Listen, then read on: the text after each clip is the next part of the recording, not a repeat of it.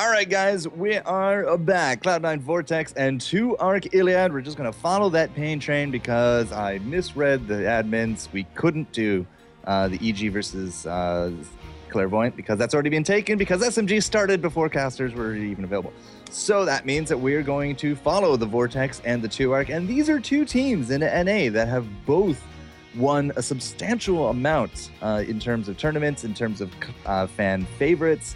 You know, Toast and Quiznos came out. Quibsy and crew on 2ARC have a lot of hype riding behind them, but I don't think they've ever actually placed first in anything. If they can win this series, though, they're definitely going to be inducted into the majors, and we'll say goodbye to Vortex, but we just saw Vortex very strong on its own. Mr. Tetcher, I know you don't really have too much in terms of NA because you are very busy with the EU, but based upon what you've seen and heard of these teams, what do you think is going to happen? I think I'd prefer to wait until the comps are selected before I make any kind of predictions. But from I'm going to stick with that. I won't elaborate on that. Fair enough. All right, I've actually started out with their draft, so now playing. Dang, I hit the wrong button. There we go. Now playing Cloud9 Vortex and Illiad. And yeah, these guys are going very fast on this. First ban Zebo, second ban Stitches. We are going to Cursed Hollow as a note. And once again, we got a first pick Vala. We're seeing a theme here. We are. In terms of the bans and the early assassins. All the assassins. Well, look at that second pickup there. Tychus Brightwing. And this is almost, I want to say, game number one, what Torpedo tried to do. Pretty much. This is very similar. And Zeratul Sergeant Hammer. We're seeing very, very similar comps to what we've been seeing so far. Who needs a timer when you just go this quick? Yeah, it's nice. We don't need draft, but take it back. So, Please don't. We are going to repeat a lot of the commentary here from the first game series because it was Cursed Hollow then as well. And, you know, Sergeant Hammer, if they get a Malfurion, they already got that Vala secured, right? So Malfurion, Vala, Sergeant Hammer into a party lane where they roam and take out all the towers. That's exactly what Cloud9 Vortex did. Yep, this is the case. Only instead of Malfurion, it is going to be the Brightwing and Uther will be the supports in this game. And Rip Meta has been said by Raja. But this is an Illidan and an Uther for Illiad, which means that we got Uther and Brightwing. Double support for the Illiad. Yeah, this is true. It's going to be very, very interesting to see how they run with this. And there's a lot of talk about the hunt here. Quibsy is going hunt because Trixler is watching. Trixler, of course, one of the CMs at Blizzard, absolutely adores the hunt. So that's what that means. Yeah, but apparently Metamorphosis is too meta, so they're not picking it. I'm hoping they will stick to this. We'll see how it goes. And there we go. Arthas and Malfurion picked up by Vortex. So we're going to see pretty much exactly the same that we saw from Vortex in game number one. But they didn't have a Zeratul back then. Who was their off-laner back then? Stitches. That was it, but Stitches is banned this time. And an Abathur pickup for the ending it all here from the 2ARC. So who needs timers when you got pick and ban traps that go this quick? Vortex has a really good early game comp, and if they can use that to leverage to level 10 first, they might actually be able to put all the tributes in their pocket and go for a curse. On the flip side, though, you cannot underestimate 2ARC. And this is going to be a big protect the Illidan comp. You're going to have like double Uther or double Brightwing to go with the Illidan, and they're just going to pimp the hell out of them. That's what's going to happen here. Yeah. They're asking if casters are ready. We are, in fact, ready. Yep. Give them so the go we're ahead. going to be getting this game underway. So now, to repeat the question, what do you think? Right. Now that I'm looking at the comps, I think 2ARC. Look at just from comp style, I really like the idea of double support while you're running an Illidan. Illidan easily does enough damage on his own. Wow, that game loaded extremely quick as well. It really did. SSDs for the win. Kudos, everyone involved. You could afford a decent PC. Congrats. Actually, this is not round of 16. This is quarterfinals, so sorry about that. So round of 8. Yeah, oh well. All right, so here on the left-hand side, we've seen them now our third game in a row. Liquid Chef, Fan, iDream, Rajar, and Bobby Hank Hill going to be going for the Cloud9 Vortex. And I missed the dance party, the Ginyu Force here on 2ARC. Acedia, Furious D, It's Prototype, Keefers, and Quibsy. Quibsy, of course, representing the NA Illidan. Rajar forgot to actually move when the gates open up. But level 1 talents coming out, and Illidan. Seasoned Marksman, not evasive shielding. Ooh, that's a risky build. He's planning on going ham. He's purely relying on the fact he has double supports, potentially triple support, if Abathur decides to get involved to keep him alive. And he is going to be going full ham. And with Seasoned Marksman, there is actually a chance of seeing the hunt, because you get in there and burst down super quick. Yeah, and if you're going to go for the hunt, you have to have supreme confidence in your team to keep you alive. And again, I would not be surprised to see the Abathur actually putting out the Uther or the Brightwing for that extra amount of keep Illidan alive. And because Illidan's going to be such a big target, I feel that they actually leave the door open really nicely for Tychus as well in the back. Because if you're not pressuring an Odin, he's going to just shoot you in the face repeatedly. Yeah, but the issue with that is, this is a very kitey team from C9 Vortex. Again, very similar to what they ran earlier. The counter situation to that, though, is you don't run away from an Illidan. If you get engaged upon by an Illidan, you pretty much have to either CC him or turn and fight, or you're going to just die, because he chases you all the way. He's like a Chen. Yeah. He's like a Chen, only with swords instead of a stick. He's a lot more fit as well. He really is. Ear belly, non-existent.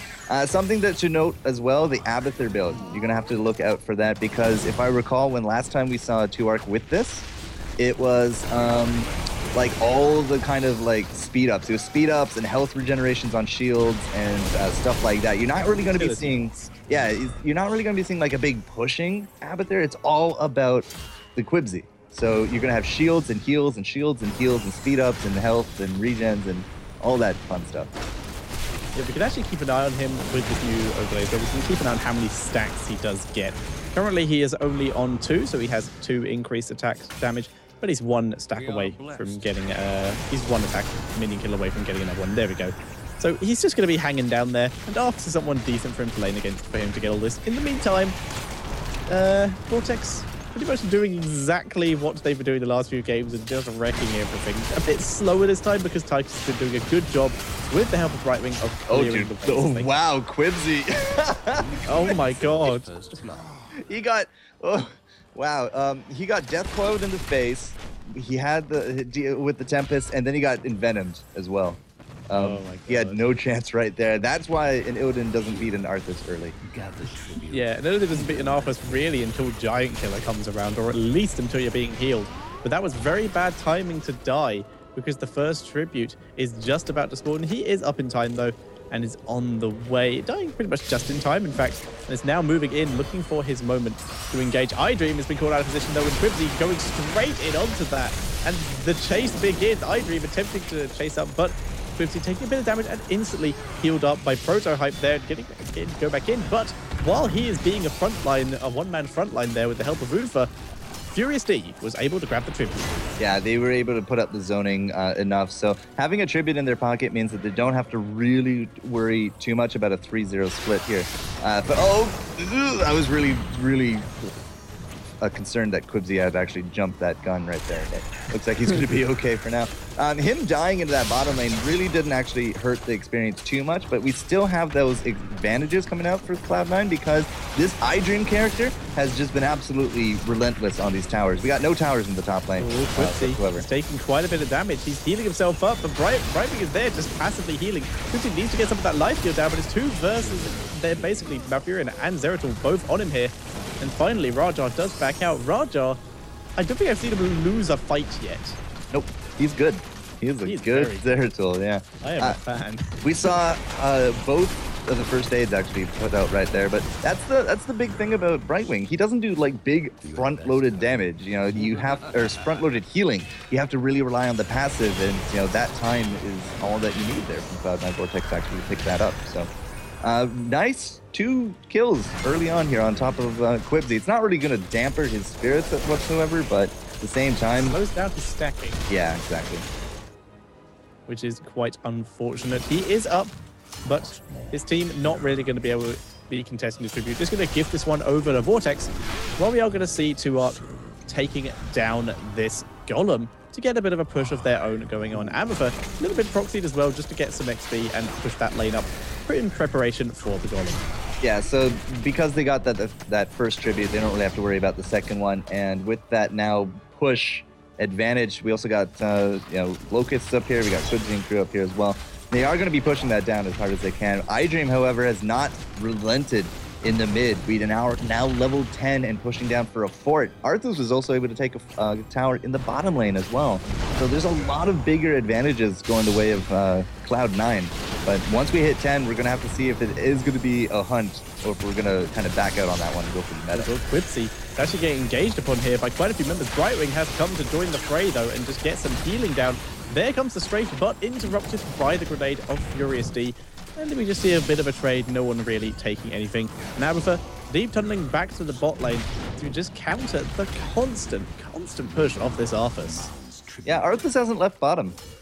Not once, yeah. I don't think. He's been chilling. It's like when he was on Chen a couple games ago. He's just staying there and pushing the entire time. iDream almost getting caught there. Metamorphosis. No hunt.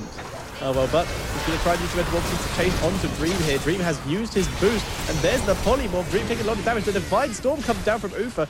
Protohype going to be backing up there. It is now Bobby who is on the run, trying to stay alive. He's popped his... Oh, Liquid Chef is there with him.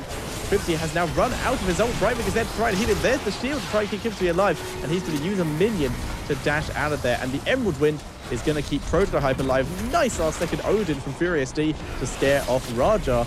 And now we're going to see 2ARC looking for their opportunity to try and take this tribute. Furious D just holding the front line. And the Void Prism from Raja is going to delay this out a bit. And Fan going to keep this delay going on. Furious D is going ham in the front line though.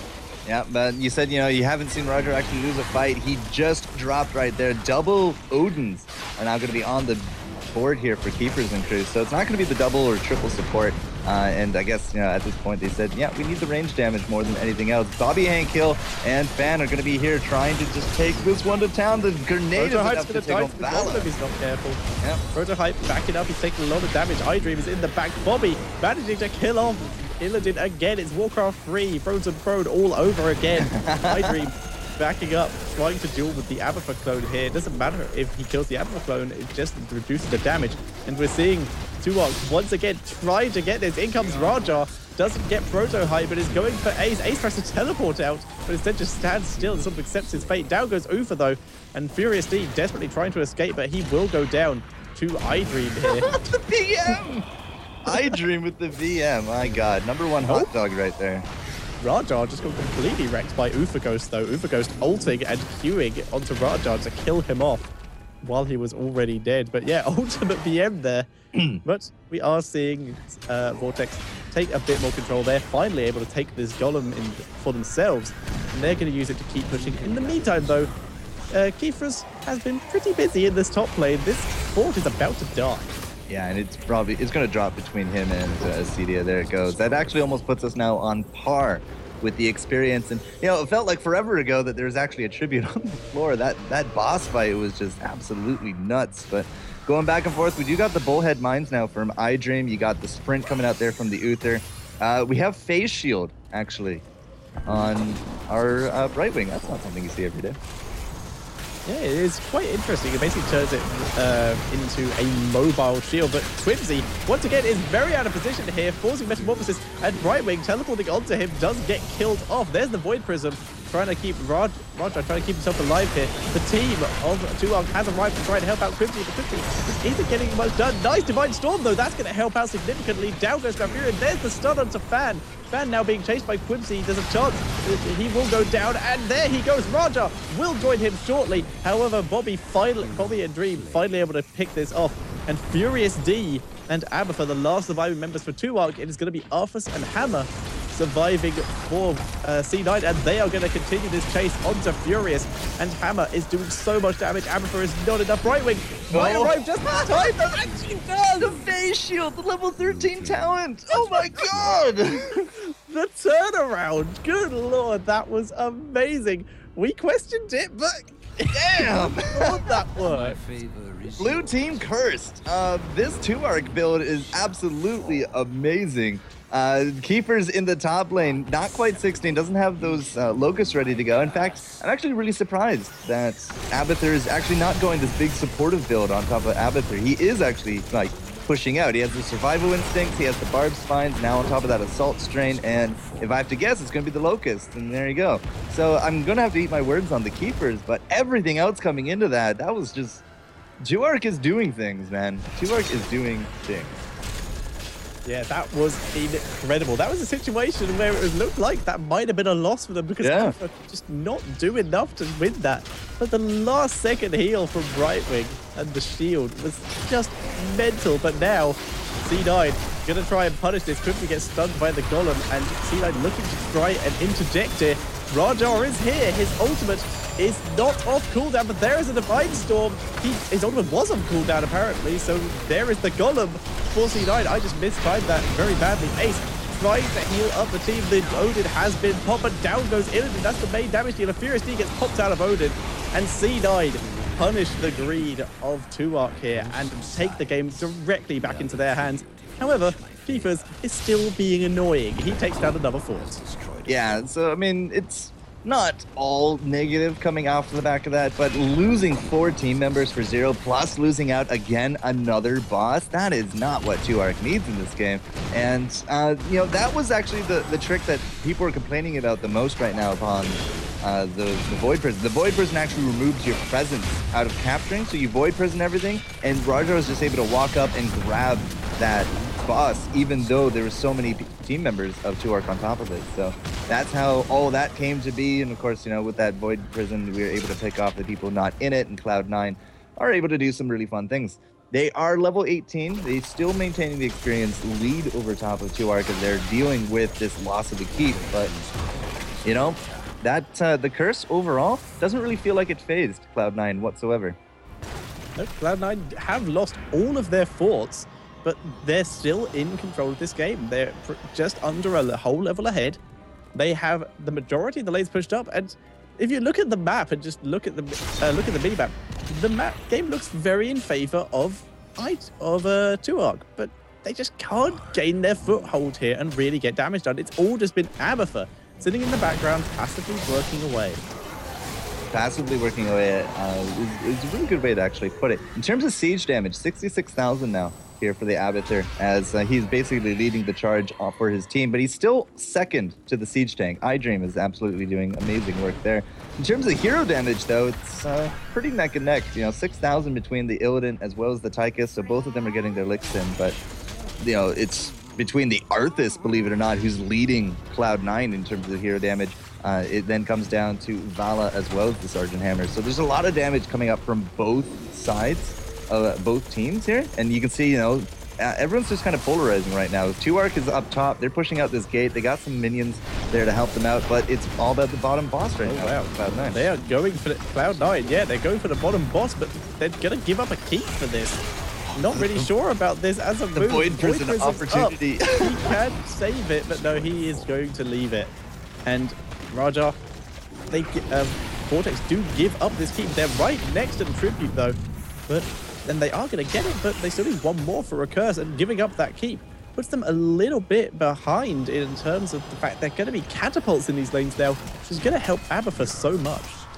There is, well, yes and no. The catapult did get heavily nerfed in the last patch, so we haven't really seen like those big backdoor scenarios that promote catapults. Yeah, the promote catapults, the Abathur and their stuff. So everybody's actually now going to come home and defend. But look at that Divine Storm on top of that. It's going to be that Emerald Wind, just puts all of Cloud9 in the back line. Quibsy is there, but he's not really able to take down Chef nearly as quick as he wants to be. Furious D and Acedia are actually stuck in the Void Prison. That is going to lead us to the Clouds on top of Illidan, and this is not a good defensive position for 2ARC. Yeah, that Void Prism seriously turning this game around, trapping those two members, meaning it was basically a 3 versus 5, and that is not a situation you can win, as is a 2 versus 5, which is what 2ARC currently have to deal with.